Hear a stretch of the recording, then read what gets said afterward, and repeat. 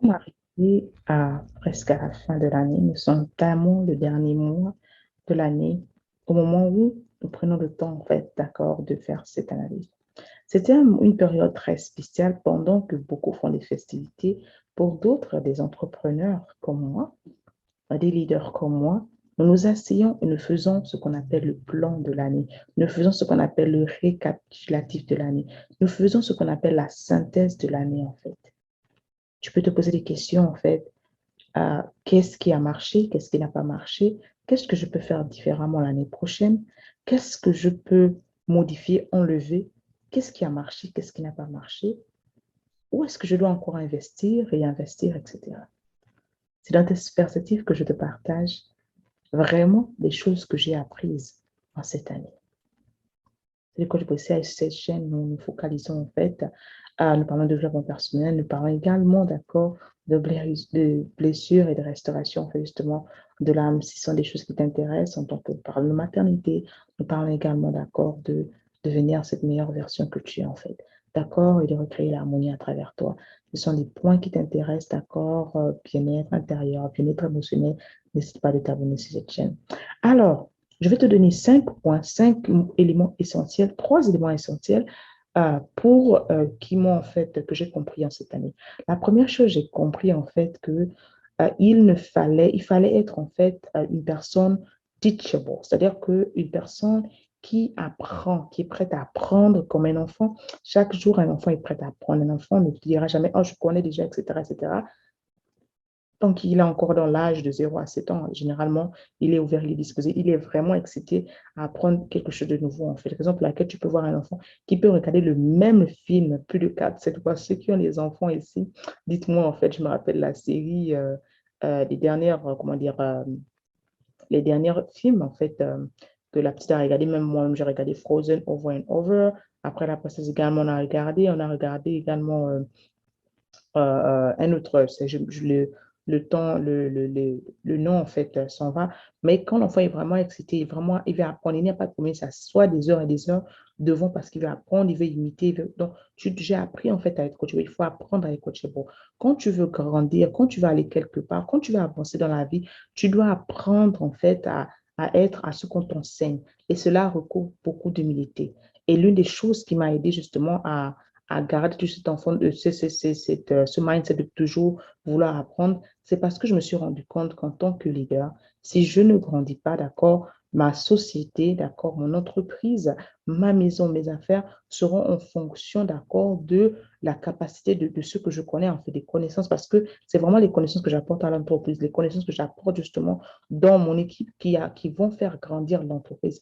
Malheureusement, beaucoup de personnes, justement, échouent, ralentissent ou bien n'ont pas des résultats qui jouent à long terme parce que justement, ils refusent d'apprendre. Je vais te poser la question en ce moment, tu es peut-être, ça fait peut-être 5 ans, 10 ans que tu es allé à l'école. Quelle est la dernière fois où tu es allé faire une formation? Quelle est la dernière fois où tu t'es ajouté de la valeur? Quelle est la dernière fois où tu as vraiment payé le prix justement pour apprendre à avoir certaines informations, de nouvelles informations?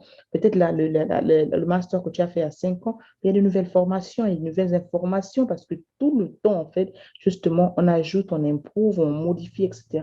Mais si tu es toujours là, ton disque dur a les mêmes informations et tu n'apprends pas, tu ne t'ajoutes pas de la valeur, mais ne t'étonne pas d'avoir les mêmes résultats, en fait, parce que avec les mêmes choses, justement, on a les mêmes résultats. Donc, j'ai appris à être coachable, j'ai appris à justement continuer d'apprendre, continuer d'investir en moi-même, continuer de payer le prix. Je n'arrête pas de lire, je n'arrête pas de m'inscrire dans des séminaires, dans des workshops, etc. Cela me permet également de garder ma matière grise, d'accord, en alerte parce que si tu n'apprends pas, le cerveau est comme un muscle. Ce muscle, justement, si tu ne l'utilises pas, mais justement, il se morfond, en fait.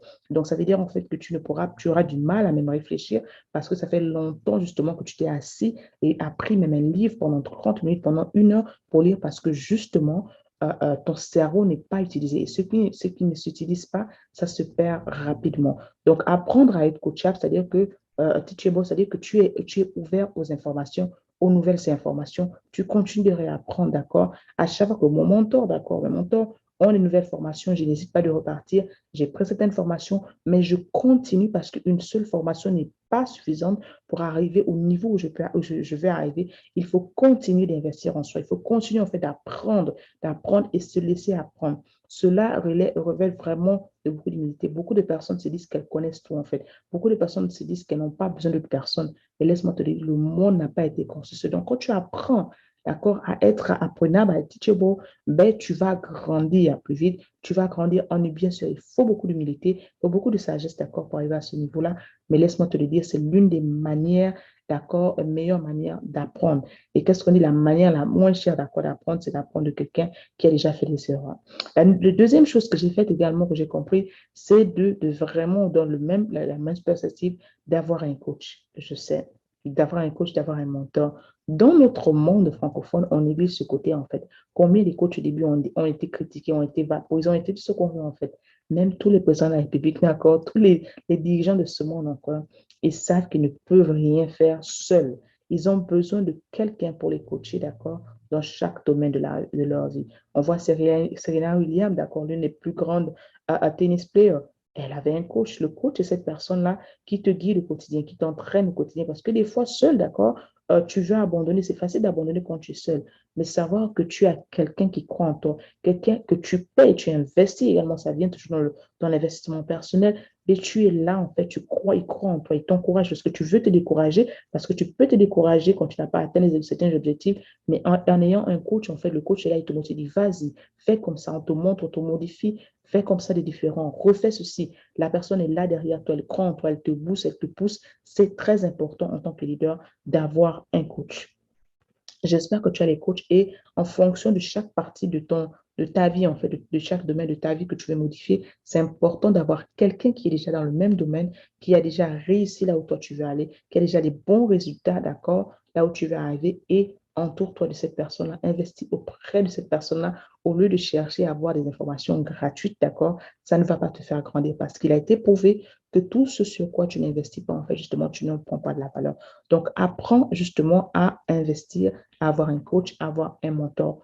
Je suis coach certifié, mais depuis des années que j'ai commencé ce que je fais, je suis sur le leadership de quelqu'un. Ça t'apprend également justement à être sur le leadership de quelqu'un parce qu'un leader qui n'a pas de leader est comme une bombe à retardement dehors. Je vais encore le répéter.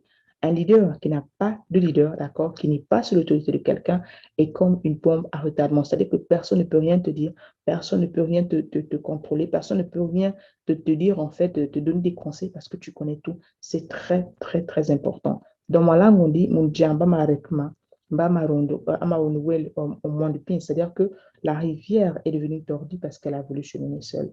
Tu ne peux pas cheminer seul, tu ne peux pas vouloir aller où tu vas aller tout seul, en fait. Donc, il faut apprendre à investir en toi-même, apprendre à avoir un coach, c'est très important, un mentor, OK? Donc, l'autre élément également qui m'a permis d'avoir, c'est de se dire que tout comme une plante, d'accord, un grain qu'on met dans le sable aujourd'hui, rien ne peut pousser du jour au lendemain. C'est de cultiver ce qu'on appelle la patience. Oh, j'ai eu à cultiver la patience à tous les niveaux. Parce que souvent, quand on investit quelque part, quand on commence un projet, quand on commence le début de l'année, on a des choses qu'on veut faire, etc. On est excité, on est content et on ne sait pas que justement, il va falloir développer ce qu'on appelle la patience. Il y a une raison pour laquelle le Seigneur n'a pas créé le monde le premier jour. Le Seigneur l'a créé en 6 jours. Et le septième jour, il s'est reposé. Mais nous, en tant qu'êtres humains, avec cette envie de vouloir tout avoir sur place, avoir les résultats à la société de microwave qu'on a en ce moment, manger tout de suite, dans 5 minutes, dans 2 minutes, tu es prêt. Mais ta vie ne peut pas se passer comme ça, en fait. Les projets qui durent, généralement, les choses qui réussissent à longtemps, qui durent à longtemps, prennent du temps, justement, pour se concrétiser. Alors, il faut apprendre à avoir de la patience. De la même manière, lorsque tu attends un enfant en tant que maman, en tant que parent, quel que soit l'engouement que vous avez, quelle que soit l'envie que vous avez de voir cet enfant, vous allez faire des courses pour l'enfant, vous décorez la chambre, etc.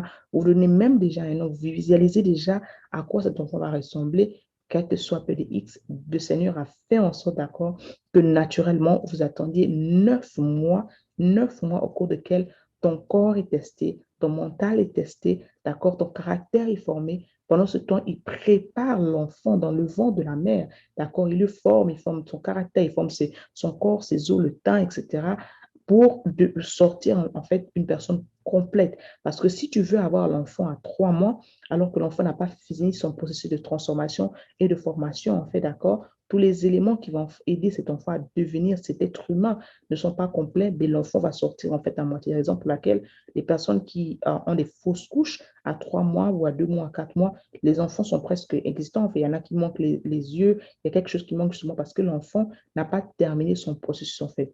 Donc, il faut apprendre à être patient dans la vie. Il faut apprendre à être patient dans ses projets. Il faut apprendre à être patient dans ce qu'on fait. Des projets, généralement, on dit qu'il faut au moins 5 à 10 ans pour tester un projet. Tu as commencé une entreprise au début de l'année et peut-être tu as eu à perdre. Surtout au début, il faut être préparé à perdre. Il faut être au début préparé en fait à investir, à dépenser même plus avant de gagner. Combien ont abandonné en fait avant même d'avoir commencé? Combien ont abandonné en milieu de chemin au niveau du mois de mars?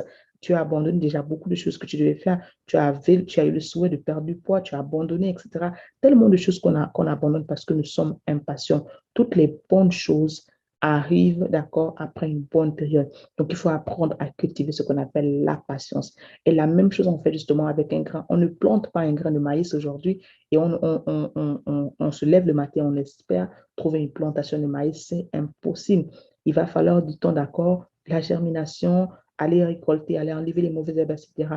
C'est de la même manière également, tu dois apprendre à patienter dans la vie. Et tout projet, d'accord, qui est censé aller loin, tout rêve, d'accord, prend du temps. Toutes les grandes entreprises ne sont pas construites du jour au lendemain toutes seules. Elles ont pris du temps, elles ont eu de l'échec, etc. Et elles ont appris justement de cela, mais il a fallu de la patience, d'accord? Et tout investissement, tu investis aujourd'hui, ça ne va pas porter tout de suite. Il faut que tu sois patient. Dernier élément également qui est important, d'accord, que, que je continue toujours d'apprendre, il faut comprendre en fait que les choses changent. Et les choses changent également, des fois, il faut également se préparer à ce qu'on appelle l'impréparable. Il faut se préparer à des événements imprévisibles.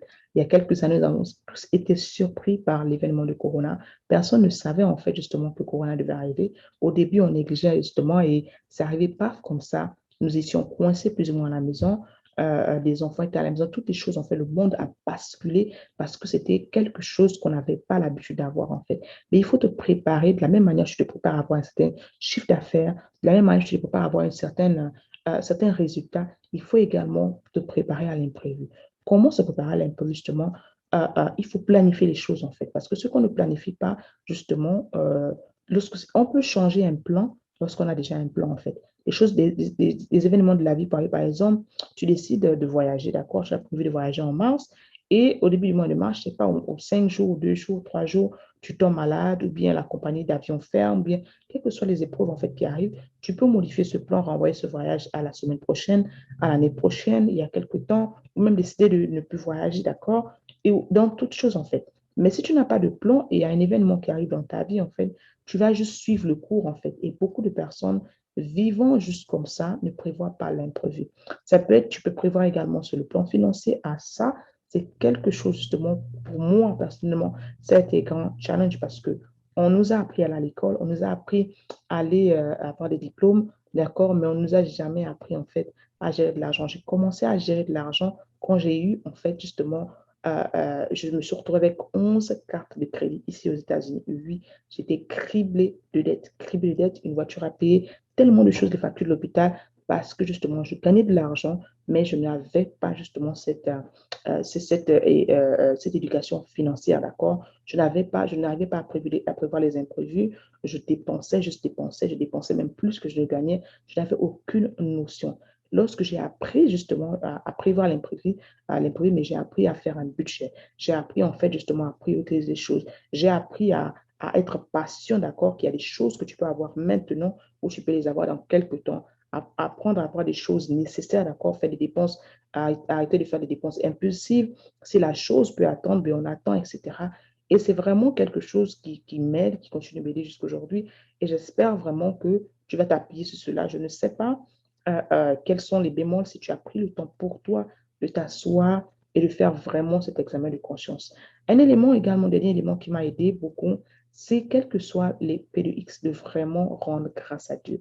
La parole écrite dans le psaume 100 que rentrer en fait dans le temple de Dieu avec l'action de gratitude. En fait, tous les jours, je te célébrerai en fait, Seigneur. Tu te lèves chaque matin et tu rends grâce à Dieu, quelles que soient les circonstances en fait. Cette attitude de gratitude m'a permis de vaincre beaucoup d'obstacles. Cette attitude de gratitude m'a permis de faire en sorte que même lorsque j'étais dans des épreuves vraiment lamentables, même me lever le matin et dire, Seigneur, je ne sais pas ce qui se passe, je ne sais pas pourquoi en fait ça se passe de cette manière et pourtant je n'avais pas prévu de ça.